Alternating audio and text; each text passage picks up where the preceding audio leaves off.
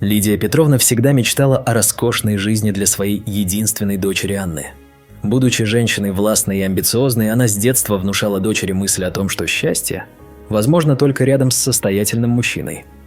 Каково же было ее разочарование, когда однажды вечером Анна привела домой Игоря, простого парня из провинции. «Доченька, неужели ты не могла найти кого-нибудь посолиднее?» С плохо скрываемым презрением спросила она, окидывая Игоря оценивающим взглядом. Ее холодные серые глаза, казалось, пронизывали молодого человека насквозь, замечая каждую деталь его недорогой одежды и простых манер. Игорь, чувствуя неловкость, попытался разрядить обстановку. «Лидия Петровна, я, может, и не богат, но я люблю вашу дочь и сделаю все, чтобы она была счастлива». Его голос звучал искренне, а в глазах светилась неподдельная любовь к Анне. Но эти слова лишь подлили масло в огонь.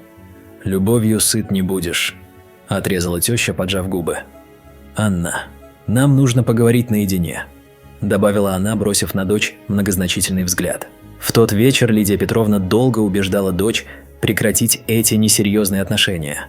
Она рисовала мрачные картины будущей жизни с безденежным мужем, говорила о разбитых мечтах и горьких разочарованиях, но чем больше она давила, тем сильнее становилось сопротивление Анны. «Мама, я люблю Игоря, и я буду с ним, нравится тебе это или нет», – твердо заявила девушка, чем вызвала настоящую бурю эмоций у матери. Так началось многолетнее противостояние между Лидией Петровной и ее будущим зятем, которое изменит жизни всех участников этой семейной драмы. Несмотря на яростное сопротивление Лидии Петровны, Анна и Игорь решили пожениться. Теща, не теряя надежды расстроить этот брак, начала плести сложную паутину интриг. За неделю до свадьбы она случайно встретила бывшего одноклассника Анны, успешного бизнесмена Олега. Лидия Петровна быстро оценила ситуацию и решила использовать это знакомство в своих целях. «Анечка, представляешь, кого я встретила? Олег так интересовался тобой, говорил, что ты всегда ему нравилась», как бы, между прочим, заметила она за ужином. «Он такой успешный, у него своя компания. Вот это настоящий мужчина». Игорь, услышавший этот разговор, почувствовал укол ревности, но промолчал. Он понимал, что теща специально пытается вызвать конфликт, и решил не поддаваться на провокации. Анна же твердо сказала: «Мама, прекрати. Я люблю Игоря и выйду за него замуж. И давай закроем эту тему раз и навсегда». Но Лидия Петровна не собиралась сдаваться. Она начала распускать слухи среди родственников и друзей семьи о том, что Игорь – Альфонс, который хочет жениться на Анне из-за денег ее родителей. Эти разговоры дошли до Игоря, причинив ему глубокую боль и заставив усомниться в правильности своего решения. В день свадьбы Лидия Петровна попыталась устроить последнюю диверсию. Случайно, пролив красное вино на свадебное платье дочери. «Ой, доченька, какая я неловкая. Может, это знак, что свадьбу стоит отложить?» Притворно сокрушалась она. Но находчивый Игорь быстро нашел решение, укрыв пятно изящной брошью, которую он купил для Анны в качестве свадебного подарка. «Видите, Лидия Петровна, вместе мы можем решить любую проблему», – с улыбкой сказал он, глядя теще прямо в глаза. Этот момент стал переломным в отношениях молодоженов. Анна, увидев, как Игорь с достоинством справился с ситуацией, еще больше убедилась в правильности своего выбора. А Лидия Петровна поняла, что недооценила своего зятя, и это открытие заставило ее пересмотреть свою стратегию. После свадьбы Лидия Петровна не оставляла попыток вмешиваться в жизнь молодой семьи. Она постоянно появлялась без приглашения, критикуя все.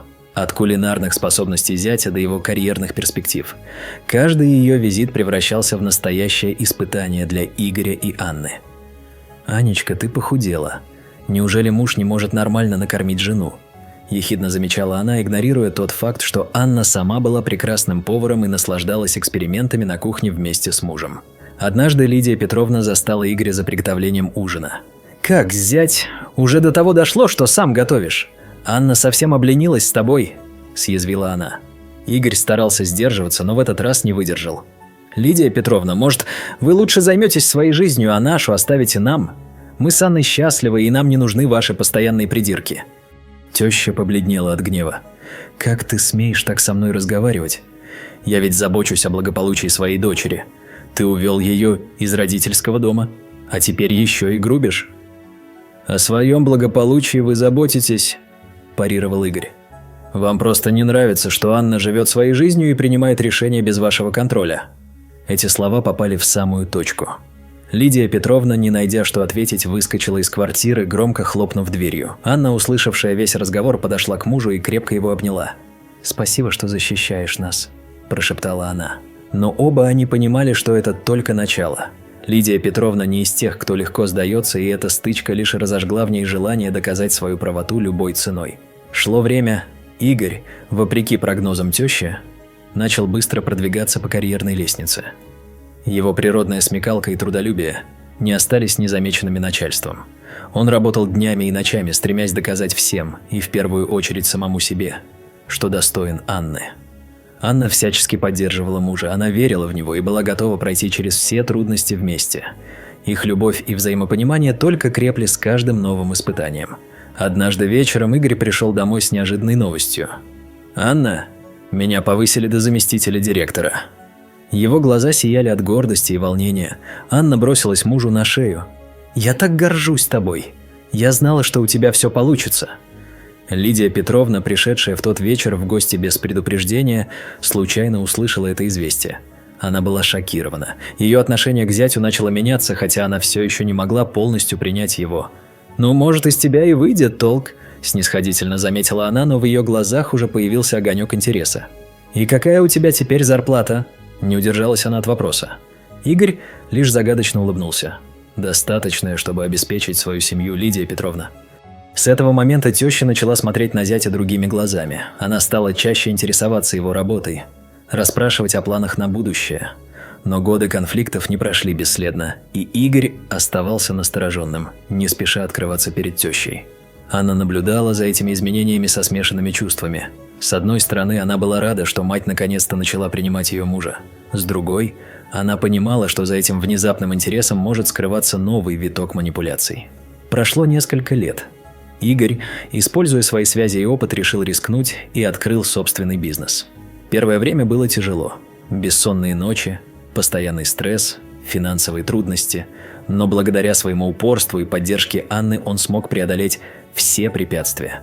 Бизнес Игоря неожиданно быстро пошел в гору. Теперь у него была сеть магазинов, несколько квартир в престижных районах и дорогие автомобили. Их с Анной жизнь кардинально изменилась. И из молодой семьи, едва сводившей концы с концами, они превратились в состоятельных людей. Лидия Петровна, узнав о успехах зятя, резко изменила свое отношение к нему. Теперь она при каждом удобном случае хвасталась перед подругами. «А мой зять-то бизнесмен. Я всегда в него верила. Это я настояла, чтобы Анечка за него вышла». Игорь с иронией наблюдал за этими метаморфозами. Он не забыл прошлых обид и того, через что им с Анной пришлось пройти из-за козней тещи. Однажды Лидия Петровна пришла к ним с неожиданной просьбой. «Игорек, ты же теперь состоятельный человек. Не мог бы ты одолжить мне крупную сумму для покупки новой квартиры? Ты же понимаешь, твоя теща не может жить в старой хрущевке». Игорь внимательно посмотрел на тещу и спокойно ответил: «Извините, Лидия Петровна, но я не могу. Ведь любовью сыт не будешь, помните? Вы сами меня этому научили». Лидия Петровна побледнела от такого ответа. «Но как же так? Я же твоя теща, мать твоей жены». «Именно», – ответил Игорь. «И я помню каждое ваше слово, каждый поступок за эти годы. Теперь, когда у меня есть деньги, вы вдруг стали относиться ко мне по-другому. Но я не забыл, как вы пытались разрушить наш брак, как унижали меня при каждом удобном случае. Это стало началом нового витка конфликта, теперь уже на почве денег и власти».